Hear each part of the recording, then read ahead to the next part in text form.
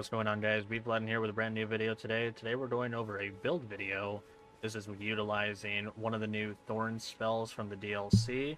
We are utilizing the spell Impenetrable Thorns. Now, you can go ahead and boost Impenetrable Thorns beyond the damage that it already does with a few key items, as well as some buffs to be able to do a lot of damage. Let's go ahead and talk about that, shall we? Inside our equipment, we're using the Maternal Staff at a plus 25. It's going to give us a sorcery scaling, which is going to be key for the damage that we're going to be doing. You want to make sure that it is a staff that does sorcery scaling. So Glintstone Staff is fine. It'll do just perfect for you. Maternal Staff is going to give us a Intelligence and also an A to Arcane. It boosts Finger Sorcery, but we're not interested in that. You get this off of Count Ymir, which is in the DLC. I'm using the Dragon Communion Seal because I'm also doing Dragon Hybrid with the build, just like I really have been enjoying. But you can use any seal to cast 2 buffs, Golden Seal and Howl of Shabriri. I'm using the old cult version of just a basic Rapier at plus 25. It gives us a B in Arcane, just so that it's not a useless buffs ability only. And we're using it with Seppuku ability on it so that we can cause blood loss instantly. But yeah, again, Occult is going to give us Arcane, so it's not a completely useless piece of equipment. We're using White Mask for our helmet. White Mask makes it so that we slightly raise our attack power when there's blood loss nearby, aka Seppuku to raise our damage. Alberich's Robes. Alberich's Robes is going to allow us to strengthen our Thorn sorcery, which is what we're doing. Alberich's Bracers also does Thorn sorcery. Alberich's Greaves does not boost the damage of Thorn sorcery to my knowledge, at least it doesn't describe it as such. It might do it as a hidden ability, but I don't think it does. So I'm using Malformed Dragon Greaves just to give me as much poise as possible. You can substitute the Greaves really for anything though, there's nothing much that's better in slot or considered best in slot to my knowledge. For our talismans, we're using the Graven Mask Talisman to boost the potency of our sorceries. We're also using the Graven School Talisman to boost potency of sorceries even more. We're using the Lord of Blood's Exaltation. Blood loss in vicinity increases your attack power, which stacks with the White Mask, which comes from Seppuku from our sword. And this last talisman can really be anything. It could be the Radigan icon, which I enjoy for faster spellcasting. There's also the Beloved Stardust. You do increase more damage taken to you, but you do get casting speed of the utmost to be quicker for you. If you really want to go full send, you can go Aged One's Exaltation and then just fully proc Madness. Or you can use things like the Magic Scorpion Charm. That's also a good option too. You could also use the Shard of Alexander to boost the attack power of skills. It is entirely up to you. With our low dexterity score, that's where I prefer the Radigan icon because we get 30 flat dexterity specifically for spellcasting.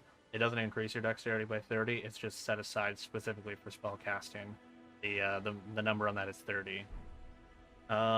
Inside of our Wondrous Physick flask, we're using a Intelligence Not Crystal tier to temporarily boost your intelligence, and Magic Shrouding Crack tier to temporarily boost your magic attacks.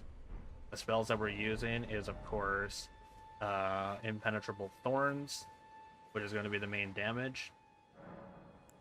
We are also using Golden Vow and Howl of Shabriri, which is going to be our main buffers. I'm using Agiel's Flame, RX, Glintstone Breath, Dragon Maw, and Dragon Claw just for the hybrid version of the dragon spells. If you want to switch to that hybrid, you are able to. And then Impenetrable Thorns, of course. So Impenetrable Thorns, if something is right up and close and personal in your face, sometimes it won't hit. If you're about a step away, you're going to be able to have all 3 of the thorns hit one area, which is what we're looking for. Impenetrable Thorns causes hemorrhage buildup, which is a slightly alternative way of bleed. You do increase damage with it. This is what it looks like here. It does have pretty decent range. It goes out all the way up there with the 3 thorns. allowing you to split it off.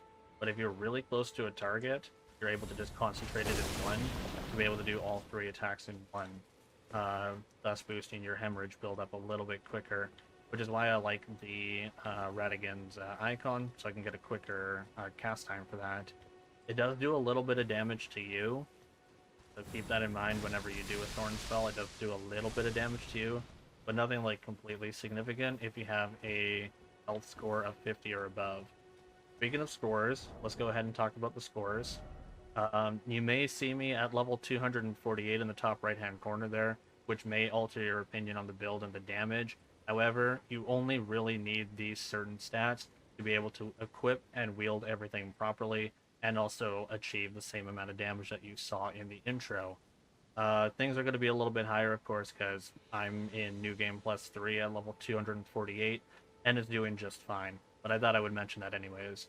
The stats that we're looking for is a minimum of 50 health. If you're planning on going into the DLC, you can buff that to about a 60 before you get the tree fragments so that you can increase your damage and raise your defense a little bit.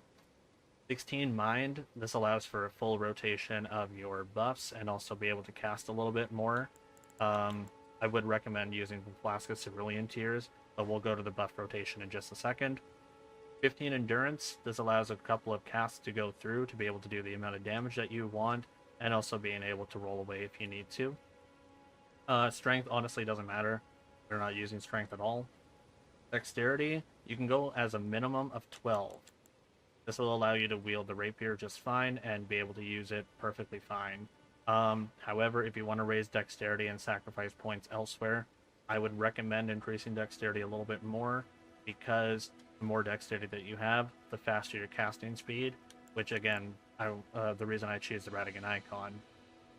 45 intelligence, this is going to allow for our magic damage to come through, because the Impenetrable Thorns is considered a sorcery. It has a 24 face score to wield, but it has a sorcery spell type. This is where the faith comes in. Want to do a 33 faith on this, because this is going to allow us to use Howl of Shabriri just fine. That's the minimum score needed. And also a 55 arcane. Arcane is going to be pretty much everything else, intelligence, magic wise, and also build up for hemorrhage / bleed. I have my scores a little bit higher, of course, because of the level, but I took arcane to an 80 eventually. I took intelligence to 75, which is actually overkill. You only need a 70. 60 health because of the DLC. I do a little bit more mind, a little bit more endurance, and I've been recently leveling up dexterity. I took it to a 25 just so I can have a 55 score with the Radigan icon or some spell speed. That is pretty much the build, but let's go ahead and talk about the rotation before we fight a boss. So what we're going to do is we're going to toss our Wondrous Physick down first, because this is going to be a 3-minute timer. You then want to switch to whatever seal you're using to proc Golden Vow, in which case you proc Howl of Shabriri. You don't need to go to full madness to be able to get the benefits from it. And then we're going to go with Seppuku, so we get both our blood loss buildups from our white mask, and also our Lord of Blood's Exaltation. You then swap to Impenetrable Thorns and cast away. One-shot that thing with 2,202. It is just a random shape, but as you see in the intro, they can do a lot more to boss it. This thing so far has cleared the majority of New Game Plus 3, which is bosses such as Elden Beast, Radigan, just before Elden Beast, of course. Melania, it's cleared. It's cleared a lot of bosses in the DLC. It's cleared Rykard, and the list goes on and on. Feel free to test this out, have some fun with it. The things that are going to be in the DLC, just to highlight those, is the Eternal Staff for sure. And that's really about it. Everything else is base game. You can get the White Mask, Alberich is set in base game, Malformed is in base game, Lord of Bloods is annoying, but you can get it in base game. These two are in Rail Lucaria, Radigan Icon, it's not in DLC, it's in base game. And none of the Crystal Tears are in base game. The only other thing is the Impenetrable Thorns, which is where this build comes from and is inspired by. Have fun with the build. I hope you guys enjoy it. I hope that this build breakdown was informative enough. I will see you guys in the next video. My name is Bflattened. I'm signing on out of here.